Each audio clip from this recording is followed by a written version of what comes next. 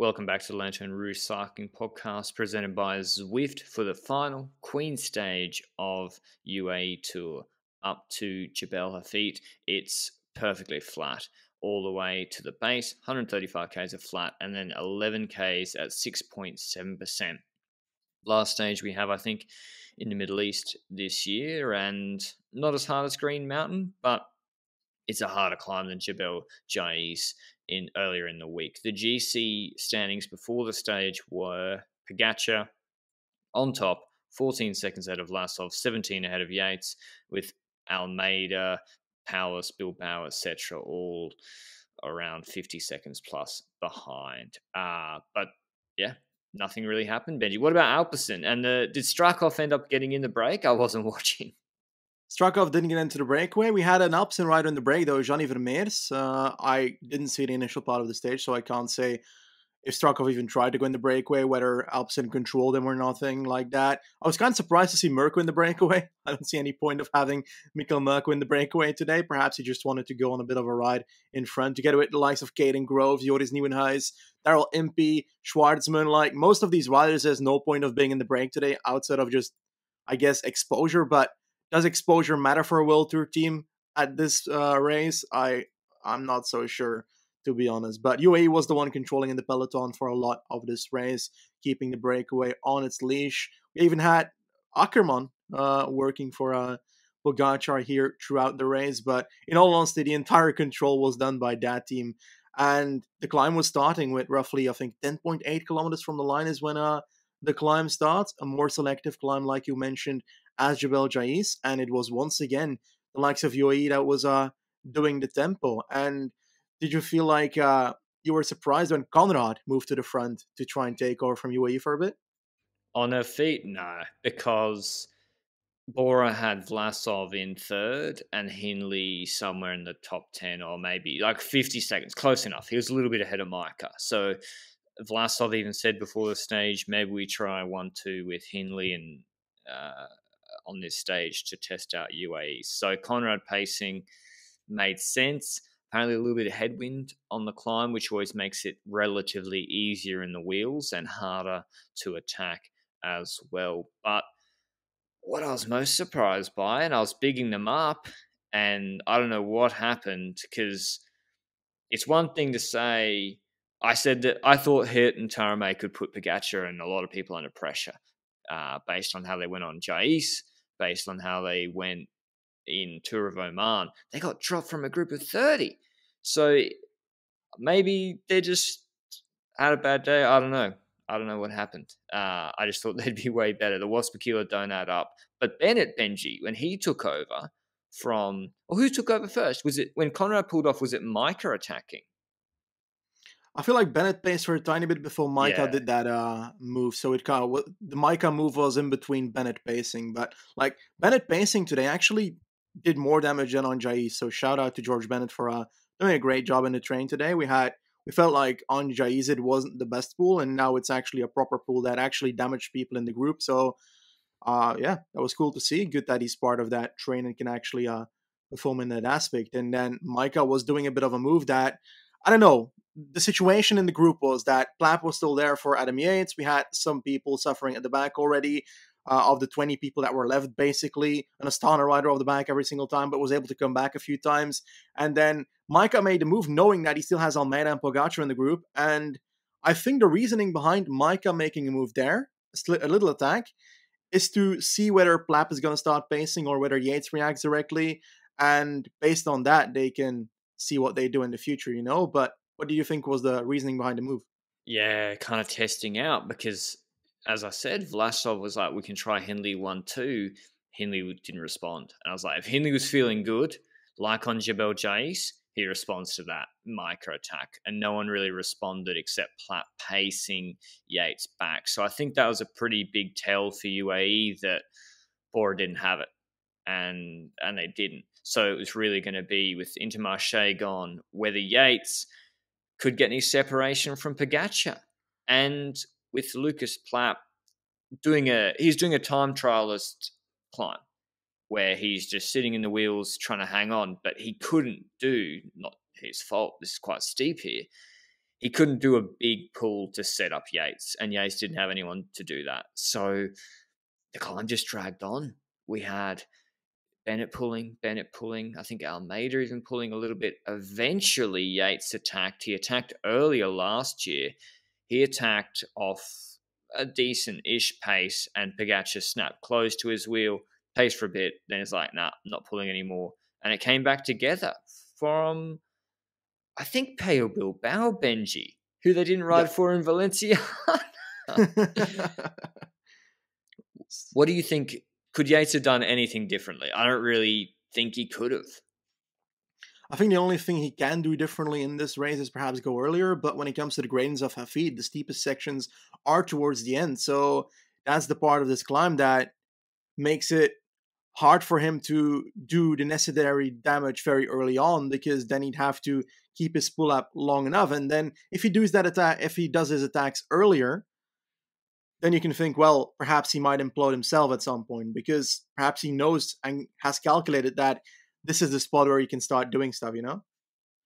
Yeah, if you don't get Pogačar off the wheel in the first 15 seconds, and Yates struggles to that because Pogačar's more explosive, and then he's sitting in the draft on a headwind, you have to be so much better than him to be able to then drop him off the wheel. So with no pace being set up, I don't know, it's tough for Yates. And the gap was smaller.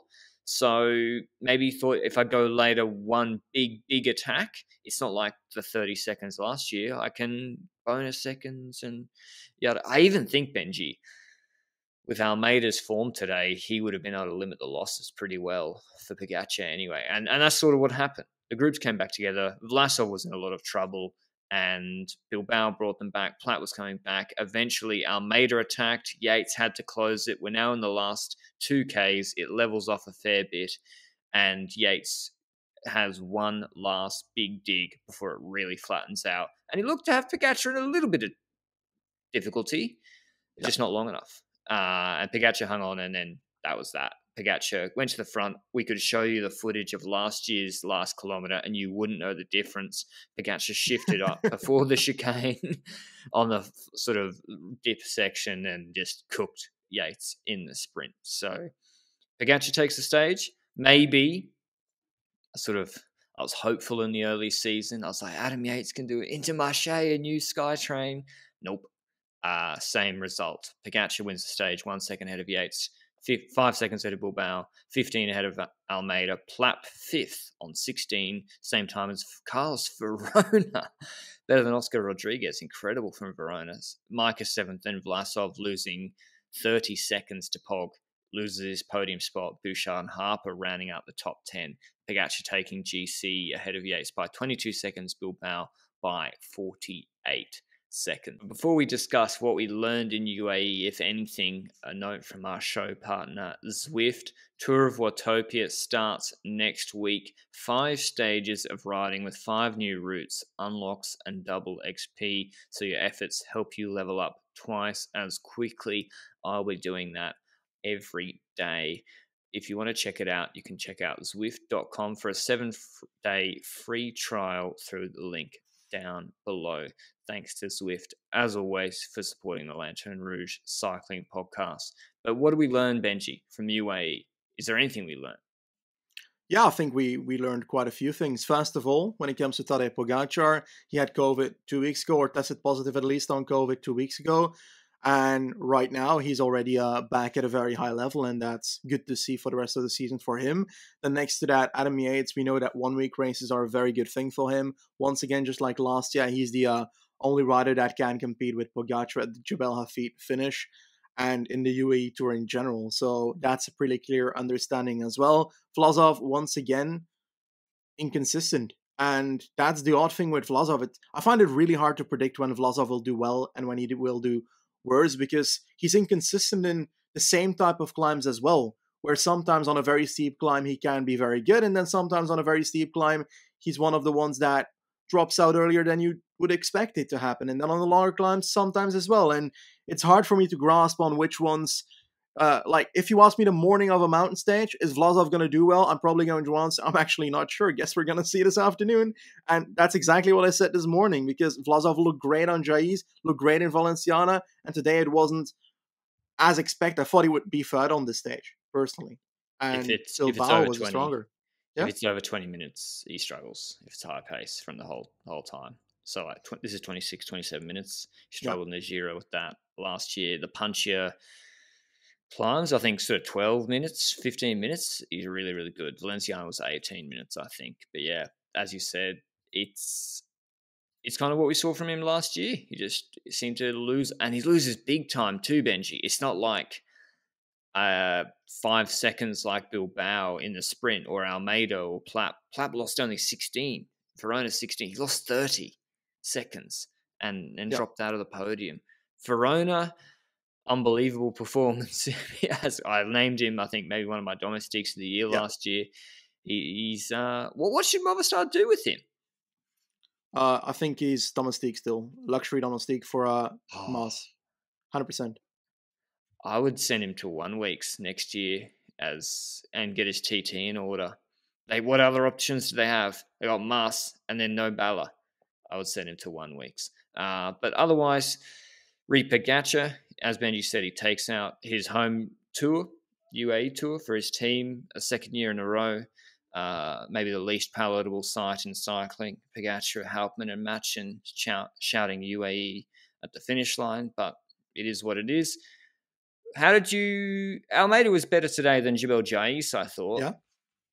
What do you think of their train? Micah, Bennett, and Almeida. I think it looks pretty good.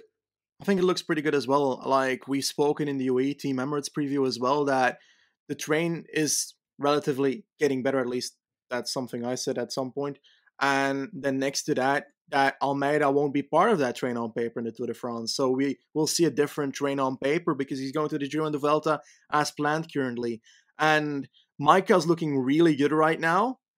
But I'm curious when it happens against a stacked Jumbo squad, if they're going to be able to scale that up against each other, stuff like that. So that's something I'd like to see in a race where they both are with their actual Tour de France squad. Because right now, Dumoulin's not going to be in the Tour de France squad. Harper's not going to be in the Tour de France squad. So it's not really indicative there. And when it comes to UAE, if Almeida's not in the Tour de France squad, then Micah's the next in line in this race.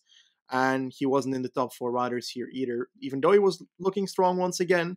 And arguably, 2 years ago, I wasn't so sure whether Micah would be such an amazing luxury domestique as he is these days. So, props to the guy. When it comes to like Yates versus Pogačar, one final time I do want to mention that like last year, Pogačar struggled on Jebel Hafeet to try and follow in the same way that I'd argue today he did as well, because he had to like properly take a breath after that last attack of Yates before the final sprint happened. And the question there is then, because he struggles, are we too easily saying that he could drop as a consequence? I think, yeah, probably. Because it's like, when he's struggling, the guy has just done in front of him his maximum watts for 2 minutes and is also fully limited. So he can't drop because the guy in front of him also has to recover, because to put Pogačar into difficulty, you have to do a huge attack. And yeah, also Jebel Hafeet is a little bit warm, but they don't do any calories beforehand. So I do think, though, Yates is pretty much on his own on this climb. He had to do what he had to do, didn't have anyone really setting the pace.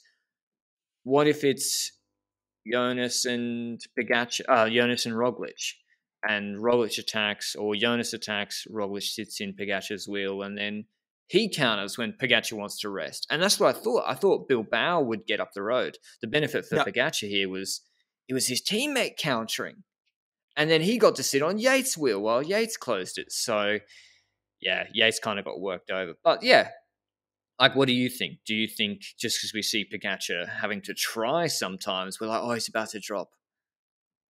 The thing is, like, I think the aspect with Pogačar is that we only see weaknesses from him like 7-8 times per year, 5 times per year, or even less at some points.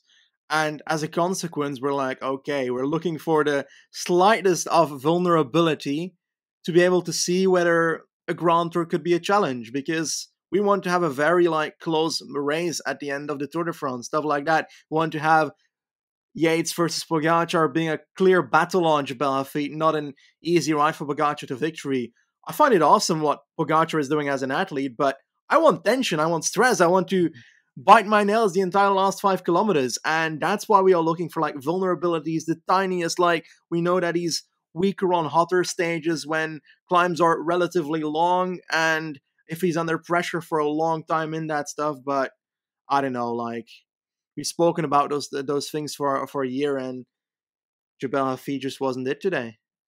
And it's, our methodology, or being how can you drop Pogačar? Just do 6.4 watts per kilo for 20 minutes in the heat with your domestic, setting it up. It's not you can't just, you can write that on the board on the bus. You can't just, it doesn't just happen. And Intermarché, I thought would help Yates, so that's how but yeah, Pogačar takes out another UAE Tour. His next race, I think, is he crossing Roglic path? Not really, only at Liège. Tirreno. Okay, so he's doing Tirreno Adriatico. I would say the stronger GC field is actually over in Paris-Nice. He is against Lopez there on the provisional start list. I mean, okay. You said it the other day. Where would Remco finish on the climb today? Where would he finish on the climb today? Yeah. Top 5? You think? Yeah. Okay. 5th. I mean, Luke, to be honest, Luke Platt, Platt finished 5th, so Remco probably should be finishing with Platt. So yeah, that's not a hot take, that bad. But yeah. That's my last question, Benji. Sorry. Okay. Did Luke Platt not doing his TT on the TT bike really fuck over Ineos more than we thought? How close did he finish today? 16 seconds. 16 seconds. Yeah? Yeah, but it changes because I think he would have been ahead of Pogačar. Could have been ahead of him, right? So it changes the whole way the rest of the race happens. Then UAE have to try drop him, and Yates can sit on Pogačar. Yeah, it's an extra aspect to the race. You're right, but I think that he would have needed to be a bit better today to be able to have that influence. Because when Yates went, Pogačar followed, and the second group was Bilbao and Almeida. If he was in that second group and came back to that group at the end, like Almeida and Bilbao did, then he can play a role like that. But otherwise, he's just a group too far, I think, to make an influence today. I think Plapp's better than Remco right now as a GC rider. I don't see how you can see it any differently. Get him on a TT bike. And I think, honestly, Plapp and, what's his name? C-Rod, no longer Godriguez. Send them to the Vuelta in the TTT. I challenge you to put that on Twitter directly after this podcast. Mate, do you think I care about my online persona? I'll do it straight afterwards. Well, now I said I have to do it. Okay.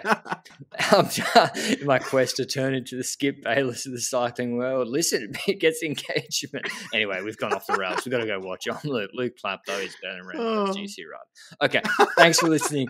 As always, hope you enjoyed it. Classics are starting. We'll have Fornadesh on loop in a recap later this evening. And ciao.